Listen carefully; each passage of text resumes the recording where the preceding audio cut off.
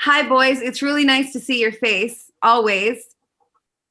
Good to see you. Thanks for talking to us today. Always, always. For the people that will watch this, we're recording this, or we're talking to each other while the United States is on the verge of picking another president. And I just wanted to we won't get into politics, but I did want to commend you both because you've both remained active as far as encouraging fans to vote, and you've remained classy. And there hasn't really been a high level of decorum because this has been such a divisive election, and both of you have stayed on a really good side of things. So I just wanted to commend you on that. Thanks. Stay classy. Stay classy, 311. Stay classy, 311. I think our parents are paying. Wait, what? I think our parents are paying attention, so we got to act right. You know, you got. Yeah, and you're doing a fine job. I consider you guys family, so I always keep up with you. And I don't want to dwell on 2020. Nick, the last time we spoke, it was your birthday and we had just got into quarantine. Peanut, you popped in. So we're not going to dwell on the crazy that has been 2020. We've been there.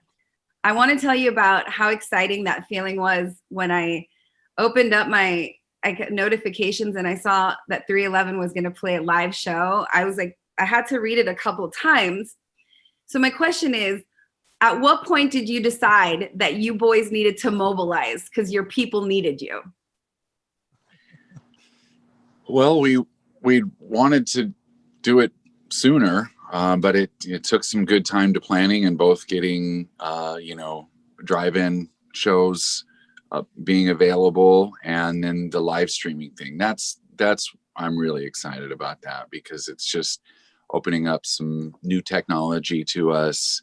And, I think when you're in a band for 30 years, the most important thing is to find new frontiers to go across and new challenges and mix up the process. So definitely playing drive-in shows and doing, streaming shows from our studio with all this really cool technology that we're yet to unleash those are exciting new challenges. That's going to be as out of our comfort zone as it can get. So I think I'm really excited for that. Okay, so I want to talk about both those. Peanut, I'm going to start with you. A lot of artists have been kind of up in the air about the drive-in shows because there are a lot of cons, but I want to talk about the pros and the cons. Tell me about what it's like putting it together, and what do you think is the most exciting and what's been the most challenging?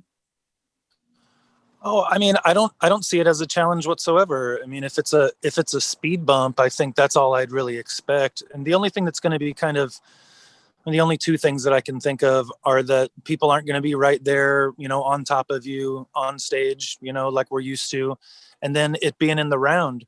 But both of those things I've heard from other bands are exactly that, just kind of speed bumps. You just have to get used to it. People are having a great time. The band's going to be having a great time.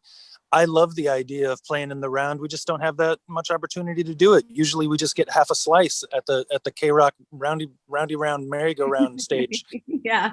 And that's fun to move like that. But, we're going to be like Def Leppard back in the day playing in the round. It's going to be awesome. I'm really looking forward to it. And I love cars. So I'm really interested to see who pulls up in what. I've been to a couple of the drive-in shows, and it can be very special. I'm going.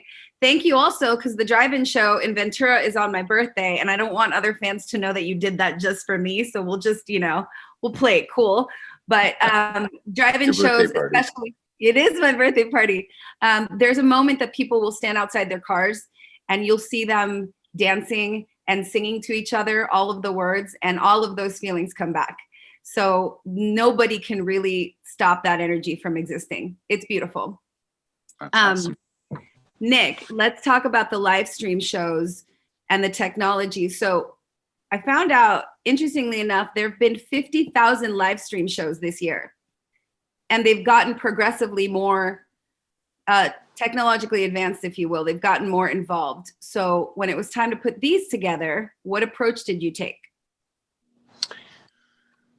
Well, I got to give some props to our production manager, Dave Bellis, because he is really giving us these really long reports of all the stuff that he has planned, and he's a very technical person. He's been with us for a really long time. He started as our monitor man, and a lot of times I just say, I trust you, we trust you, do your thing. But and also our lighting guy, Bobby Gray, that's got all these I want it to be a surprise, but I also want to say that I want it to be a high energy thing. So I want to tell people when they're watching at home, move the coffee table. This isn't meant to just be sitting there and watching. We want everybody like rocking out and dancing, and moving your body is such a important part of why rock and roll is great, and that we need to move our bodies to music. So I'm encouraging people to dance, to play the audio loud. And I know I'm going to be going for it and just rocking out. It's not going to be just like a studio thing. I'm going to be, imagining the people rocking with us at the same time. So prepare for energy and sweat and all the stuff that you get from a 311 show. That's what you always bring to the table. So how do you put together a set list? Let's start with the drive-in set list. How do you do like a best of, or do you wait till the day before? How do you put together the set list? Because people are like, at this point, they're so hungry for 311 and for your music. How do you do that? We haven't finalized it yet, but I think that it'll be kind of an overview with some nugs in there, some gems in there. We know that there'll be hardcore fans there, and as well as people that want to hear some classics. So just doing a nice balance, but we haven't totally set that yet. But we do know some people will come to both shows, so there'll be variation, and it's just sort of the fun of seeing what happens as we reveal. That's fair. Okay, Peanut. So you've got 3 live stream shows, really clever. 3 months, 11th day. I like the play there. What made you decide to do the first 3 records? And have you guys practiced everything yet? No, we've just gone through music, as that's coming up next week. So we want to be really polished for that. But it's something I know the fans want. Fans ask us to play the whole albums, and music is a lot of people's starting point, especially coming from the Midwest point of view, and people that were lucky enough to see those first shows.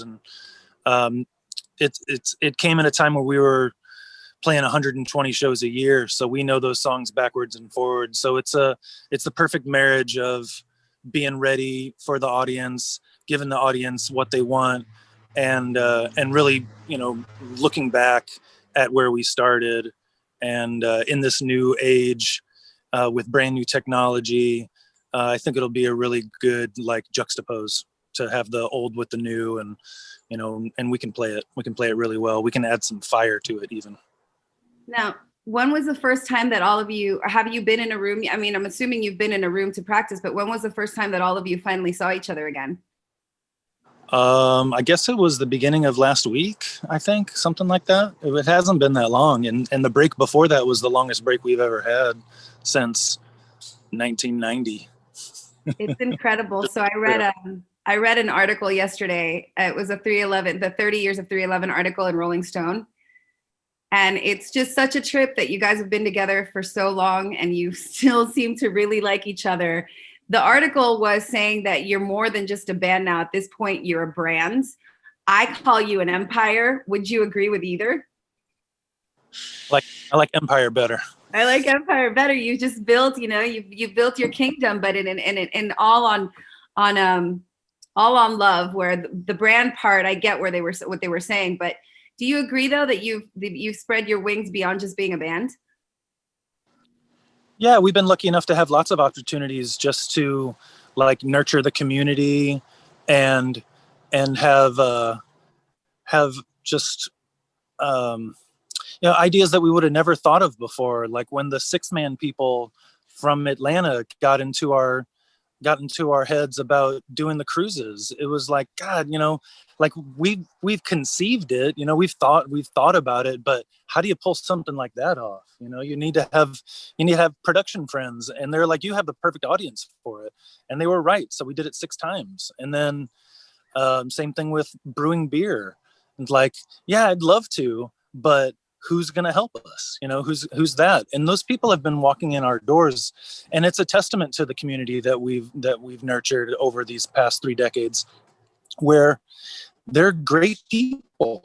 They're great people. They're enjoying their lives, and they're looking to, share that with people, share these good ideas, and share this community, and beyond, or that do go beyond the headphones and even the live shows. It's what you get for hanging around this long.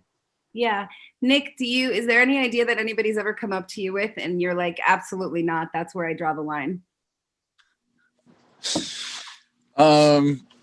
Lots of times.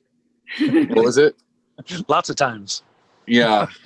we had gotten proposed some weird stuff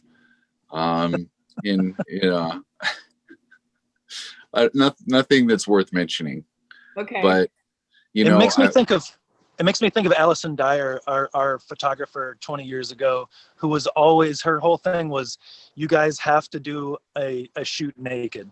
Like no clothes. We got to do that. We were always like, that's not going to age well. Get out of my face. No, I actually think that it does. If you take it at a certain moment in time, of course it'll age well, because you will be forever frozen in that moment. So the picture won't age at all. It's never too late. You guys look great. I know you're busy, so I'm going to link all the information to buying the bundles and the live streams and the posters and the merch. So many cool bundles that you're offering. But 30 years as a band, and I want you both to answer this.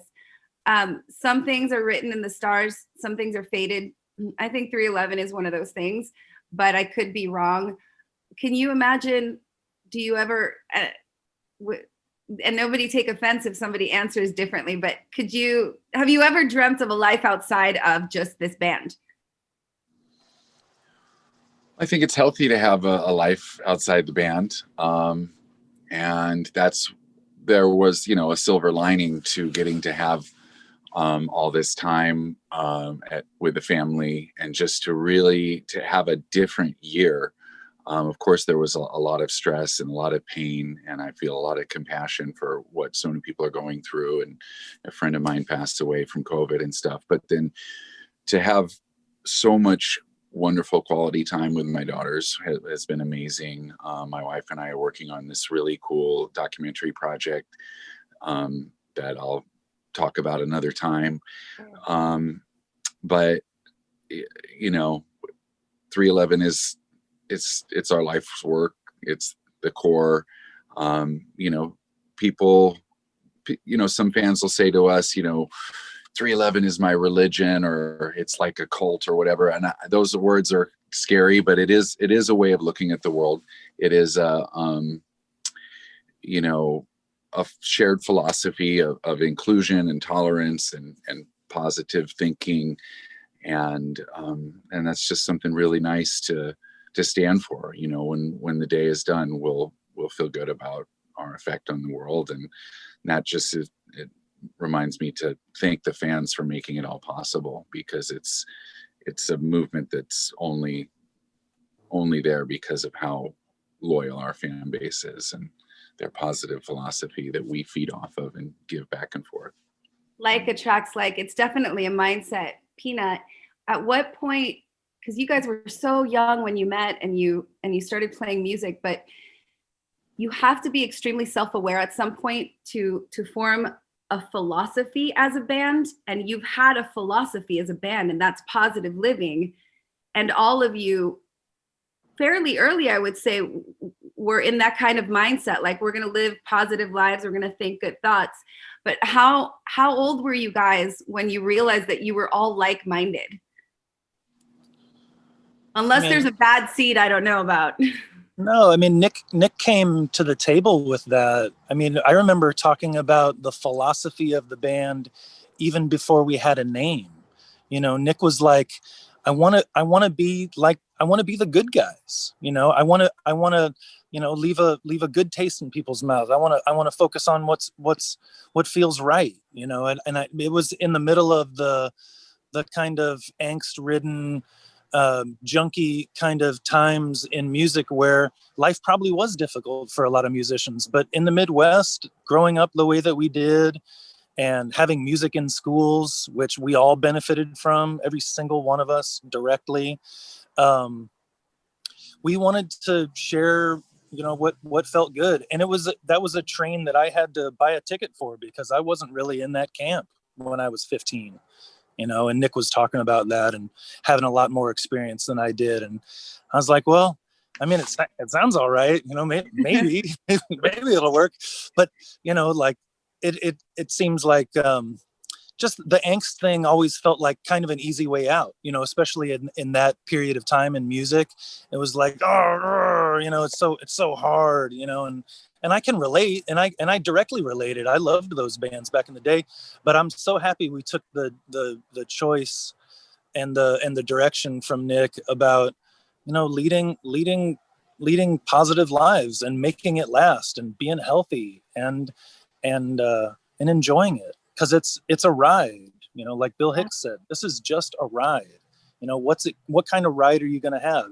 You have everything to do with your point of view, and you can control, you know, how you feel about things, not what happens to you, of course. And it's just, I don't know, if as soon as you turn that dial to the goodness in life, you see it all around you. Sometimes it turns into abundance, you know, and it's a beautiful thing. Why not? You know, I think it's really important. And I, you know, like I said, I've been leaning on playing bass a lot. I've also been leaning on my headphones and letting that escape happen, and just getting caught up in just the magic of beautiful music. Like we've been sharing that thread on Twitter. Yeah. Like, you know, what are you listening to? I'm like, I'm listening to Fleet Foxes a lot. I gave you Black Pumas. I'm glad that you knew Black Pumas. Like I've been, I tell people all the time, and I think I talked to Nick about this the first time that we spoke, my pandemic hero was my headphones, not just music. I put my headphones on and I really got in there, and I started listening to albums that I hadn't listened to, and just the power of music, man, it's incredible. It really is. Has being in the band 311 and seeing that you kind of lead by example, has that helped you guys stay in the light even on the bad days? Just knowing that you are somebody else's light, has it helped you stay in the positive? Yeah, well, I think talking more about what Peanut was saying earlier, that we wanted to make a music that was high energy music had kind of been angry before that. And we're like, it doesn't necessarily have to be angry. Anger is a part of someone's experience, and you should have a full range of emotions expressed in your music. But that can be like a trap, because, you know, me and Peanut like to quote The Simpsons, making teenagers depressed is like shooting fish in a barrel. That's not hard to do. That they're prone to that as their brains are like developing and waking up. But you can't, you know, you could be pinned in by having a certain angle. So we wanted to express everything that we're feeling, but also focusing on joy, because that's something that we do well. And I think, like, when you hear Fishbone, they were rocking out with as much energy as any angry band in the world, but they would also have like complete bounding joy. And to be influenced by that and realize that you don't have to do what's already done before. You can have your own new vibe. And I'm not really answering your question, so you can. No. You actually did. No. You actually did. I want to just congratulate you guys on 30 years. I know that you didn't get to spend it, you know, out there on the road or anything, but you got to spend it challenging the norm, or what you thought was the norm, and you got to reimagine how to do things. This is an obvious question that I've never asked either of you. What the fuck? What are your favorite 311 songs? Because I'd like to play those next week, like in celebration. What is your absolute favorite 311 song, and why? Oh, that's I That's know, tough. but it's the most basic question I've never asked. Like, we've never really talked about what songs make you feel like, even like they were written by somebody else. Like, you love them that much that it takes you outside of yourself. All right. Well, I can't say a favorite because they Okay. all have such, Give me deep one, meaning to us. But something. lately, Okay. I've been, when people ask me to sing for them or whatever, I think that the second verse, the song Stainless from our newest album, where not for the faint of heart, it will not be painless. You take your licks and you'll never come out stainless. You know, that it just, to me, it's like we're taking our licks, but there's no end to what you can achieve, but first you got to believe. It's about the challenges that we're all feeling. And this has been such a challenging year. And that to me speaks to how you really have to dig deep to persevere and lean on each other, stay connected, let people know how you're feeling. I mean, that song to me is special right now. And it's very 2020. Okay, no, and I love it because when your fans hear this or they see this, they're also going to listen to that they're going to listen to it from this perspective. So it gives it another life even. Pino, what about you? A 311 song that just does it all for you. Yeah, it's so tough. I mean, on a different day, it'd probably be a different song. But not to take away the power of our song Sever, from Sound System, if I'm not mistaken. Sever is everyone firing at full capacity.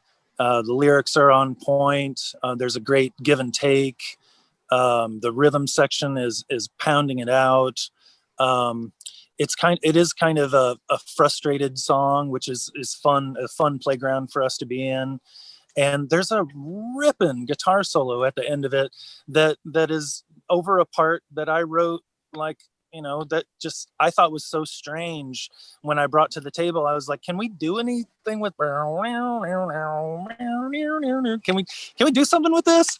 And Nick's like, oh yeah, we can do something with this. And Tim just took to it like a, like he had to it, like he heard it before, and you talk about fate being involved. I think that's one of those really, really lucky, it had to happen kind of situations where it easily could not have turned into any song at all, but I think it's us at our best. I really, by the way, I do thank you for bringing up fate again, because I really do think 311 was written in the stars. I'll end it with this question. You were supposed to do this awesome tour with Incubus, which so hopefully one day down the line we'll revisit that. But I was talking to Brandon the other day about being home, and as a band that tours so much, do you have a new appreciation for home, an appreciation that you didn't have before? And will it be hard for you to get back on the road one day? He said absolutely. He said yes to the first, and he was like, absolutely not going to be hard to get back on the road, though. Chomping at the bit. Yeah, we're definitely looking forward to rocking again. That's just it's something that sort of keeps you young at heart. You know what I mean? I think taking a longer break than this would be bad. But there's just been so many joys about the time with our kids. For me to teach my youngest daughter to read and ride a bike. I mean, those are special things that we just have such a strong bond right now. And also just getting to explore the mountains and the trails and getting a mountain bike and just getting out into nature because of having more free time than we normally would. About cooking and laundry and oh yeah, making the HelloFresh meal kits and experimenting with different things and tending the chickens and and then of course we bought rabbits. We have 3 rabbits and one of them's pregnant, so it's like we always find stuff to do. Okay, cool. So home's been good for you. Peanut, have you appreciated home in a new way? Yeah, it's been great. There's been little things that I've been stubborn about getting done that are finally getting done, and it's great being home. it's allowing my wife to stretch out in her career a little bit, because everything has to stop in the summer because we're invariably gone for 3 months in a sweep. So it's really nice to be more of a dad than I normally am, because of my general absence. So it really is nice. I mean, me and my 10-year-old rode all the way to the Rose Bowl, which is like 3 miles away. And I kept thinking that I was going to lose him because I was going kind of fast. Not that I was trying to, of course, but he was right on my heels the whole time. And I would have never known how strong he was, without challenging both of us. So it's been really, really, really fun. And yeah, I can't wait to get back out on the road and play shows again. And I just got to say, Brandon learned from the best. I'm going to wrap it up because I know that you've got a bunch of press to do. I'm going to actually see you in Ventura because I'm going to do like a little onstage thing. So I think I get to actually see you. Pardon me if I start to cry. It'll just be an emotional moment for me. I want to end this by saying, On your birthday. On my birthday, I want to end it by saying 2 things. I've learned how to value home more. I've had to, and the time with my daughter has been great. But what I realize is that we have 2 homes. We have our home with our family. And then when we're together in those arenas, singing those songs, I'm going to cry. What a nerd. That's home too. And I really cannot wait to see you guys. I know. It's so special to get to do this kind of stuff for a living. And thank you for being such a long time supporter of us. You're it's stuck really with me, kiddos. You are stuck with me. good. All right, guys. Well, I'll see you next Saturday, and then Wednesday's a live stream. I'm going to link everything for everyone. And until then, stay well, and thank you. All right. Thanks, Nicole. Bye. Thanks for watching. If you liked the video, make sure to like and subscribe and hit that bell for all notifications from radio.com. While you're at it, why don't you check out some of our other great videos.